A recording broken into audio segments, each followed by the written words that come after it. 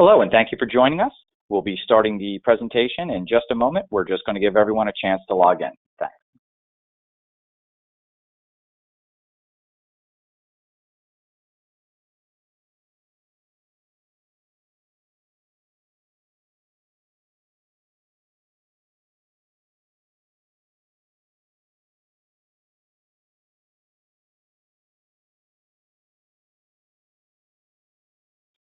Hello, and thanks for joining us. We'll begin the presentation in just one moment. We're going to give everyone a chance to log in.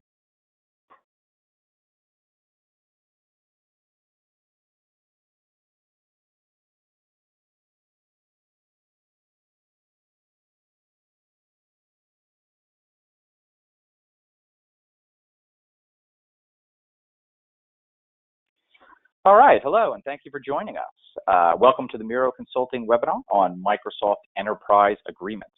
My name is Sean Donahue, and I'm the VP of Marketing here at Miro Consulting. Joining me today is Miro Consulting's Tim Hegedus, the Director of our Technical Services and Microsoft Practice Manager. If you have any questions during the broadcast, please use the question box in your webinar control panel, and we'll answer them at the end of the session.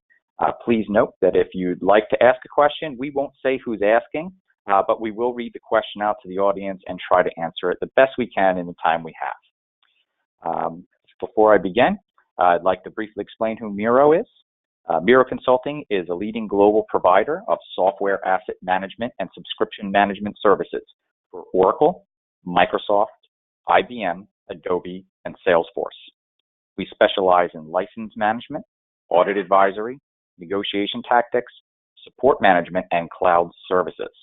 Our mission here at Miro is to help our clients maximize ROI on their software license and subscription investments, stay in compliance, and negotiate successful contracts and audit settlements. And again, all questions will be kept strictly confidential and will only be visible to us, the presenters. With that taken care of, Tim, let's get started on the presentation. And thank you, Sean, and good morning, good afternoon, good evening to all of our audience members. We're going to take a different tack during this particular webinar. Our stance is going to be quite abrupt, even harsh, you might say, but hopefully it will spur some action on your part.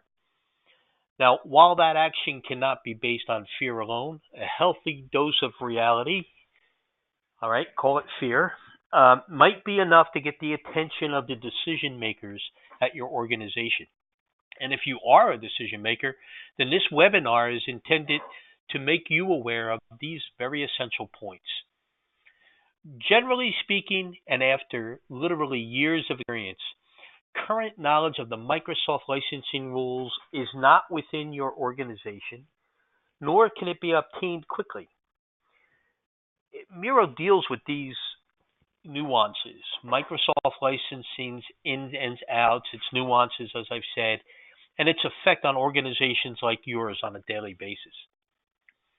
Second point is that one of the key changes in the Microsoft landscape, or license-scape, if you will, is the enterprise agreement. For years, people believed that an enterprise agreement was a hedge against these license audits. Well, we're here to tell you that that's not true. We're here to dispel that notion. And then finally, working with your licensed solution provider, or LSP, or as they are more commonly and still known, your reseller, can be a good thing or not. How will you know? And how will you be certain that this reseller, incented by the sale of licenses and services, has your best services in mind, or your best interests in mind? Well, the title of this slide is pretty bold, mistakes. But mistakes can be made in considering your enterprise agreement renewal. Are you really sure that some of the changes that Microsoft has made are known and sufficiently understood? Are you sure that the impact of these changes has been measured? And are you comfortable that simply continuing with the same status quo is correct? Well, I'll answer for you. No, and no, and no. But the good news here is that it's really not your fault. Let me explain. Per Gartner, there are about 20,000 capable software asset professionals in the United States. And unless you're one of them, or one of them works at your organization, you cannot really obtain and maintain any level of currency with these changes. Instead, you do one of two things, possibly one of three things. First, you cram for the renewal, trusting that Microsoft will provide usable and useful guidance. Or you trust that your reseller will help you navigate through these murky seas of the true up and renewal process. Or possibly, and here's the third one, you simply give up and go with what you have. Well, none of these are very good. They're not very adequate. Listen, there isn't a company in the whole world who thinks that they can go about doing their business, operating their business for free. They understand that they must spend money on products and services, but they aren't asking the proper questions about what they are buying. Is it suitable? Is it sustainable? Or was it just the flavor of the week? Just as importantly, or perhaps more importantly, is the fact that the enterprise agreement locks you into a level of commitment, typically for 3 years. And business today is too dynamic and must exploit opportunities quickly and nimbly. They simply cannot allow technology to get in the way. So flexibility within a software license agreement is as necessary as the technology itself. And did you also know that the enterprise agreement is an effective price hold? What I mean is that the price points for the true up and for future purchases, etc., are all determined at the time that the agreement is inked. What occurs at the renewal process is that many organizations will not have budgeted properly. Again, based on our experience. Not only are there price increases, such as the ones that occurred just last October, but there's also new releases of products with added features and functionality, and that added value translates into additional costs. So even if your renewal has you only paying software assurance costs, you are paying those costs based on a higher license fee.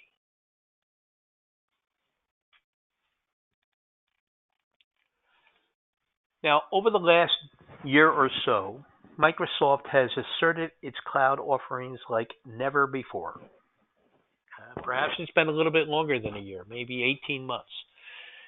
But this is in keeping with Satya Nadella's mantra of cloud first, mobile first, which supplanted a computer on every desk, first heralded by Bill Gates and then later endorsed by the person of Steve Ballmer.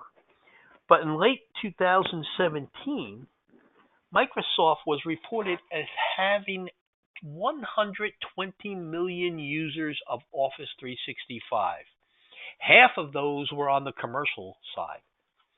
Now, this 120 million is impressive, but it is slightly less than the 2/3 that Microsoft had promised by the start of their fiscal 2019, which was last July 1st. Now, this announcement, was made by Rajesh Jha. He is now the executive vice president of something referred to as experiences and devices at Microsoft, and he is part of the inner sanctum of Microsoft's senior leadership team. He also stated during that very same announcement that Microsoft expects 70% of its Exchange and Outlook users to be using the cloud versus on-premise deployments. Very, very impressive. But while neither of those goals was obtained at that time or by the latest intelligence currently or now, the numbers continue to grow. And that is not by accident. Okay? In fact, growth of its cloud services, growth of its cloud offerings is a very deliberate action by Microsoft. It's very much part of their DNA. Consider some of the following examples. Just a few days ago, April 8th to be exact, Microsoft announced an updated version of what it calls its App Service Migration Assistance. That was first announced in June of last year, so it's already being upgraded. Just a few days before that, Microsoft announced that Spinnaker, which is an open source multi-cloud continuous delivery platform, now supports Azure. On that same day, Microsoft also announced that a new Azure services became available. Things like Front Door Service, Express Route Direct, Global Reach, plus some new additions to the content delivery network. And only a few days prior to that, Microsoft announced some new tools and some new services for the Azure Business, it's called the Azure Service Bus Platform. The Azure Service Bus Platform is Microsoft's enterprise messaging as a service tool. Okay, and all those announcements were just this month. That was just in April, right?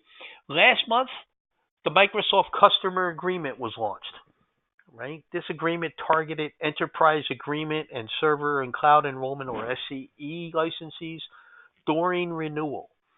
And it is positioned as a way to evolve the quote-unquote purchase experience to better support your digital transformation. That is sourced directly from the MCA literature.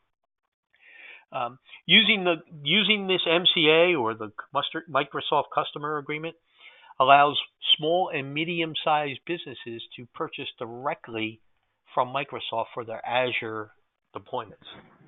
Now, whether any of those announcements or the Microsoft Customer Agreement is meaningful to you or not, there is no denying that Microsoft is all in with its Azure cloud offerings.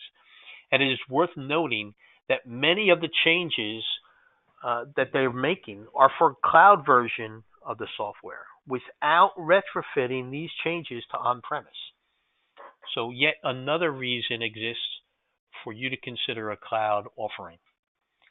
Now, if we revert back to Office 365, Miro has noticed that Microsoft has turned much of its attention to upselling existing Office 365 customers to what they refer to as Microsoft 365.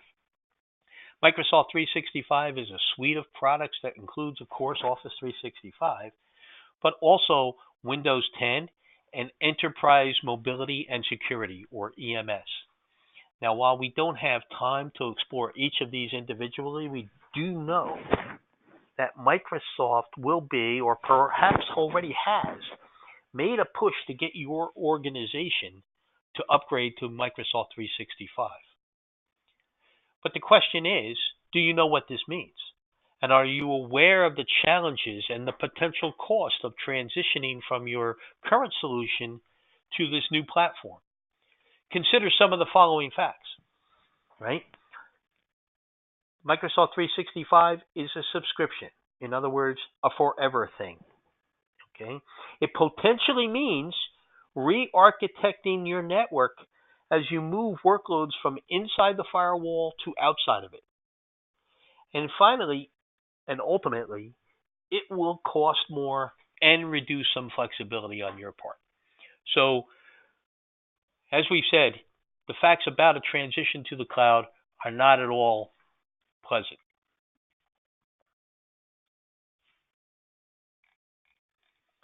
Now, a bit earlier, we mentioned that quite often holders of the enterprise agreement were comfortable knowing that the enterprise agreement and its annual true-up process were protection from a Microsoft audit.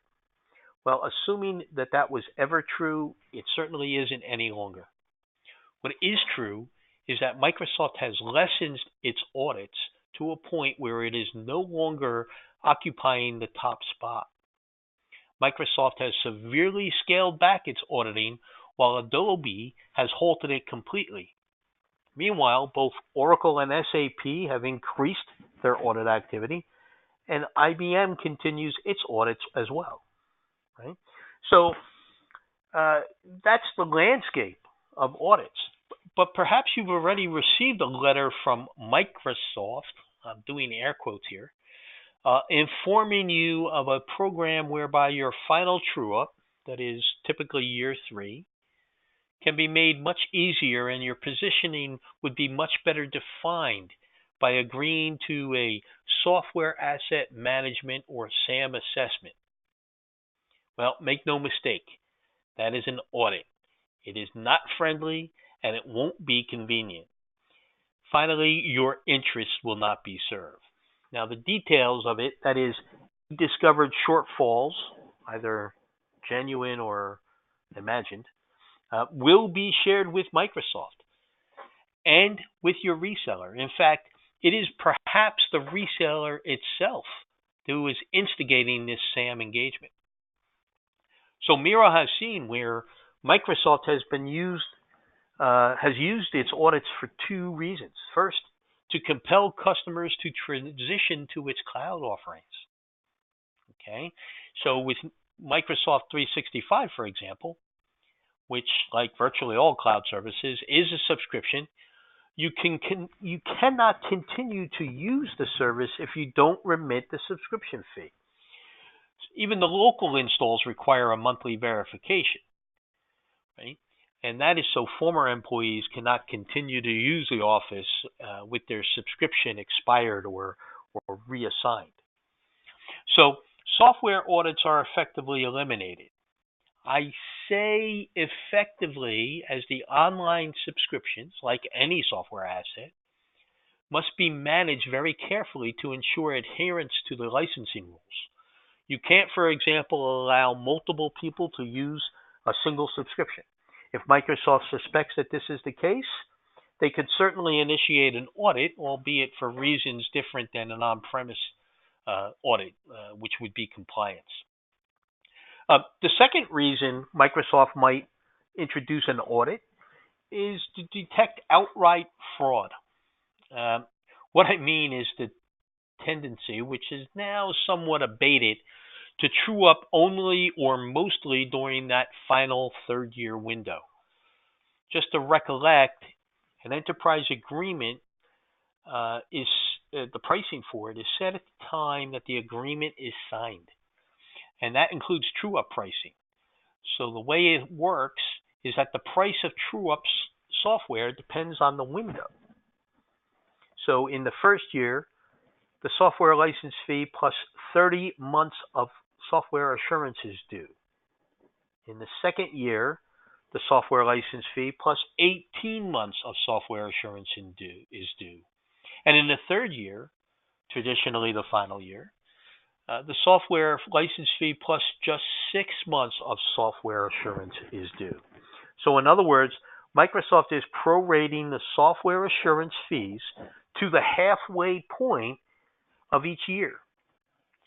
Well, logic would dictate that 6 months of software assurance is certainly less than 30 months of software assurance. So by truing up in only the final year, an organization can stand to save literally thousands of dollars. So that's tempting, but Microsoft has wised up. And it wasn't rocket science. Simply by checking their own records, they realized that this was happening. And to a certain point, this can be a believable situation, but not for everyone, and not so widespread. So Microsoft can actually pinpoint the date on which a particular product became operational, and they can backcharge for those products, right? And possibly impose a penalty.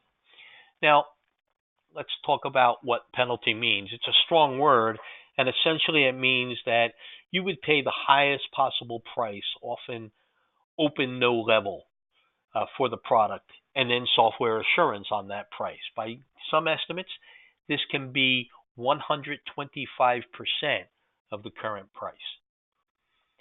Right? So, back to the idea of an audit, right? Probably the most important aspect of this is such fraud would strain your relationship with Microsoft, as that organization might be viewed as something less than utterly forthcoming in Microsoft's eyes. But be all that as it may, Microsoft is not playing the audit card as quickly as they once had. This is something of a kinder, gentler Microsoft. But given a good reason, you can be sure that an audit is in your future, regardless of whether you have an enterprise agreement, how much you spend on it, or virtually any other factors.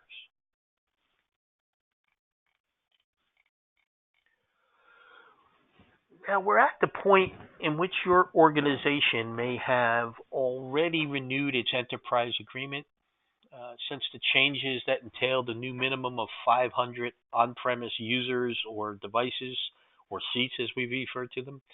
But are you aware of the changes that will affect your next renewal? Now, we made very similar statements in our presentation back in August, but now that they've taken effect, we can reprise them. At least for the topic of today's presentation, the enterprise agreement, we know that much of that change comes to us from experiencing firsthand how Microsoft is reacting to rule changes and how they are treating their customers in the wake of those changes. So some of the changes include the fact that volume discounts for the enterprise agreement level A have disappeared. In other words, there is no automatic volume discounting provided with the smaller enterprise agreements for customers with 500 through 2,400 seats, so to speak. But the level remains, all right. But those automatic discounts have disappeared. But Microsoft has set a precedent. The new minimums for the enterprise agreement, the price changes, and more recently the Microsoft customer agreement. The precedent that they've set is that the changes come into effect at the renewal of the license agreement. So ample planning and budgeting are key to this renewal. But let's discuss them, because when we discuss planning, we are talking about optimally 6 months. That's when you should really start planning your EA renewal. In fact, this time frame is suggested by Microsoft itself. But Miro will add that while Microsoft will want to combine the true-up and the renewal into a single discussion, it is important to keep them separate, primarily because while the true-up looks from the anniversary date back, the renewal takes into account from the anniversary date forward. Right? As far as budgeting, it should be ample. Miro had been suggesting up to 50%. Understanding it was for budgeting, for those of you flinching about that, but that number focused on on-premise licensing. But this can be far more difficult than you think, and here's what I mean. While the on-premise licenses have increased 10%, 20%, or more since last October, the price for cloud-based services were not increased. They're not subject to that same level of price increase. So there's a dichotomy to resolve there. But there's more. Software assurance is calculated on the prevailing license price. So if the license price increases 10%, so too does software assurance. And then, once again, there's the elimination of the level A automatic discount. And that can increase the price even more for smaller organizations. So this all means that an alternative licensing vehicle is even more worth some consideration on your part, right?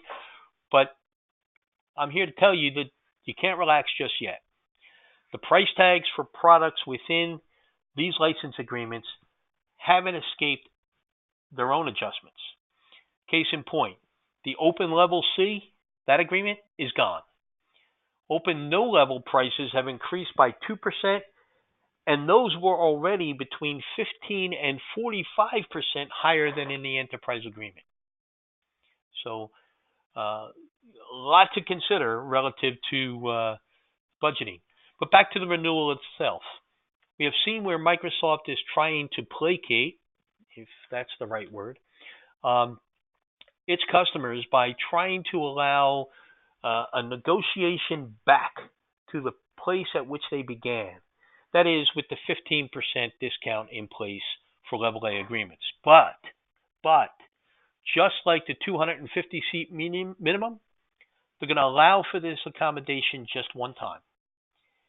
And I don't want our audience to think that this is an easy conversation to have. The reasons that these organizations that have successfully negotiated their enterprise agreement is that they were given the guidance to let them do just that.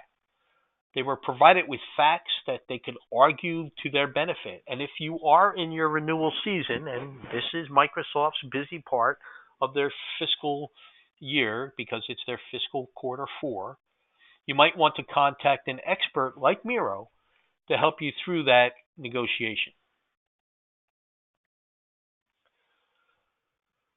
So, yeah, resellers or LSPs have their licensing experience and they do it well. And you may have a very good relationship with them, one that is based on expertise and trust.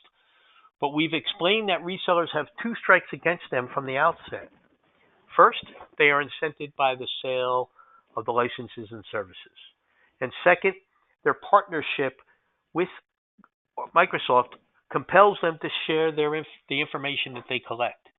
So imagine operating in that situation. Imagine walking up to the plate with 2 strikes on you already. You're going to play it defensively, right? Trying not to strike out.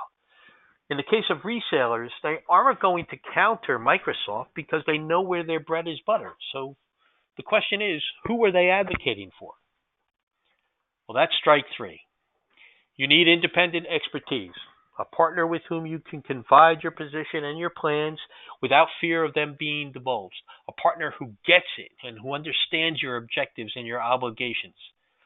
Miro has been in business for nearly 20 years, and since it's developed its Microsoft line of business, we have regularly, you might want to read that as daily, educated ourselves by keeping the pulse of Microsoft's programs, speaking with various Microsoft licensing specialists, and developing customized practical strategies for our clients who are in the same boat as you are.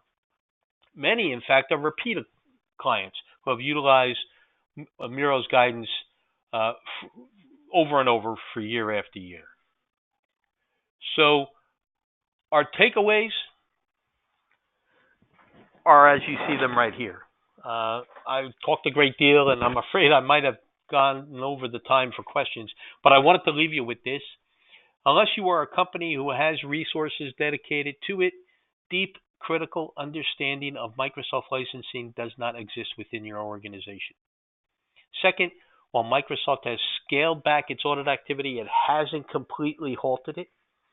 So if there is any part of your environment that remains on-premise, and as per Gartner, it most certainly will, you cannot discount that a Microsoft audit may become your reality. And finally, regardless of your level of comfort with your reseller, a second opinion, an independent second opinion, is well worth your investment.